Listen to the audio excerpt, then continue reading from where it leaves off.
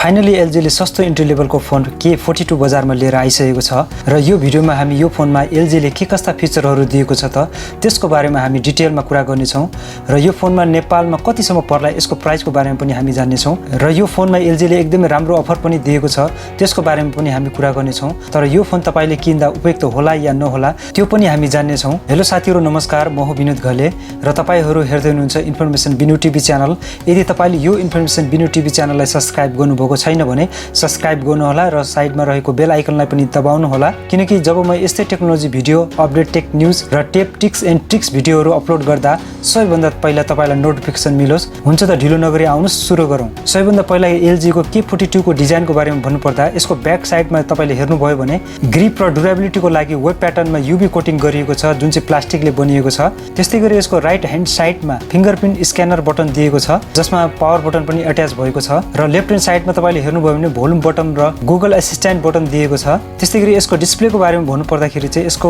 6.6 inch HD+ IPS display दिएको छ जसमा चाहिँ तपाईको 720x1600 पिक्सल रेजोल्युसन रहेको छ र यो फोनको IPS डिस्प्लेको बारेमा भन्नुपर्दाखेरि चाहिँ TFT डिस्प्लेको इम्प्रुभ भर्जन रहेको छ अथवा भनौं TFT डिस्प्ले भन्दा चाहिँ तपाईको IPS डिस्प्ले चाहिँ अलिकति बेटर रहेको छ तर AMOLED डिस्प्ले भन्दा चाहिँ अलिकति लो क्वालिटीको रहेको छ यो IPS डिस्प्ले। तर IPS डिस्प्लेमा चाहिँ हामीले भिडियोहरू फोटोहरू चाहिँ नेचुरली तपाईले जस्तो छ त्यस्तै हामी देख्न सक्दछौं। त्यस्तै गरी यसको डिस्प्लेमै तपाईले पञ्च होलको 8 मेगापिक्सल सेल्फी क्यामेरा तपाईले पाउन सक्नुहुनेछ भने ब्याक साइडमा क्वाड क्यामेरा अथवा चारवटा क्यामेरा तपाईले पाउन सक्नुहुन्छ जसमा चाहिँ 13 megapixel main camera, 5 megapixel ultra wide camera, 2 megapixel macro sensor र 2 मेगापिक्सल डेप्थ डाटा सेन्सर तपाईले पाउन सक्नुहुन्छ। त्यस्तै गरी यो एलजी K42 को प्रोसेसरको बारेमा भन्नुपर्दा चाहिँ तपाईले MediaTek Helio P22 चिपसेट तपाईले पाउन सक्नुहुनेछ जुन चाहिँ 12nm टेक्नोलोजीमा बिल्ड भएको छ र यो चिपसेटको बारेमा भन्नुपर्दाखेरि यो चिपसेट चाहिँ तपाईको 2018 मा लन्च गरिएको थियो र यही सेम प्रोसेसर तपाईले त्यतिखेर 2018 को Xiaomi Redmi 6 मा तपाईले पाउन सक्नुहुन्थ्यो र त्यस्तै गरी 2020 मा द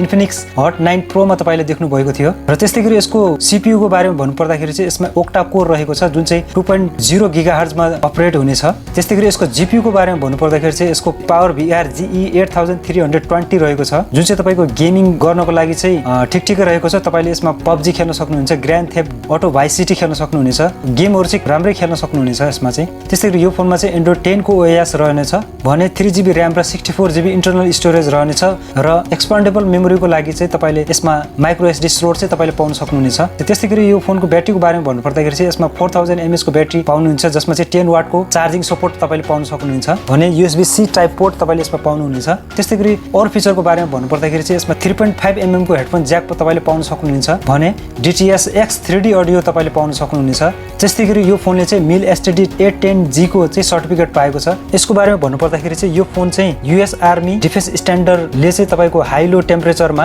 9 प्रकारको टेस्टिङ चाहिँ यसले पास गरेको छ भनेर यसले सर्टिफिकेट चाहिँ यसले पाएको हो। त्यस्तै गरी यसको कलरको बारेमा भन्नुपर्दाखेरि चाहिँ यो चाहिँ दुईवटा कलरमा तपाईले पाउन सक्नुहुनेछ जुन चाहिँ ग्रे र ग्रीनमा रहेको छ। त्यस्तै गरी यसको प्राइसको बारेमा भन्नुपर्दाखेरि चाहिँ यसको प्राइस चाहिँ अन्डर 18000 सम्म तपाईले पाउन सक्नुहुनेछ र यो फोनमा चाहिँ तपाईले 2 इयर्स को वारेन्टी तपाईले पाउनुहुनेछ। र यो फोनको अफरको बारेमा मैले तपाईलाई अगाडि भनेको थिएँ त्यो अफर चाहिँ के हो भन्दाखेरि एलजी कम्पनीले चाहिँ यो फोनमा चाहिँ वन टाइम स्क्रिन रिप्लेसमेन्ट चाहिँ दिएको छ जुन चाहिँ तपाईको 2 वर्ष भित्र चाहिँ स्क्रिन फुट्यो भने तपाईको एकचोटी चाहिँ कम्पनीले फ्रीमा हाल्दिनेछ त्यो अफर तपाईले पाउन सक्नुहुनेछ। र फाइनली यसको कन्क्लुजनमा भन्दाखेरि चाहिँ यो तपाईले किन्दा ठीक होला अथवा बेठिक होला त्यसको बारेमा तपाईलाई भन्न गएको छु जुन चाहिँ तपाईले यो प्राइस भन्दा पनि अलिकति कम प्राइसमा तपाईले यो भन्दा राम्रो बेटर परफर्मेन्स वाला तपाईले अर्को फोन तपाईले पाउन सक्नुहुन्छ जुन चाहिँ तपाईको द Infinix Hot 9 Pro तपाईले पाउन सक्नुहुन्छ जुन चाहिँ तपाईको 2020 मा लन्च भएको थियो र यो फोनमा तपाईले 6.6 इन्चकै IPS डिस्प्ले पाउनुहुनेछ जुन चाहिँ तपाईको LG K42 मा दिएको छ र त्यस्तै गरी तपाईले LG K42 मा मात्र 8 मेगापिक्सलको सेल्फी क्यामेरा पाउनुहुन्छ भने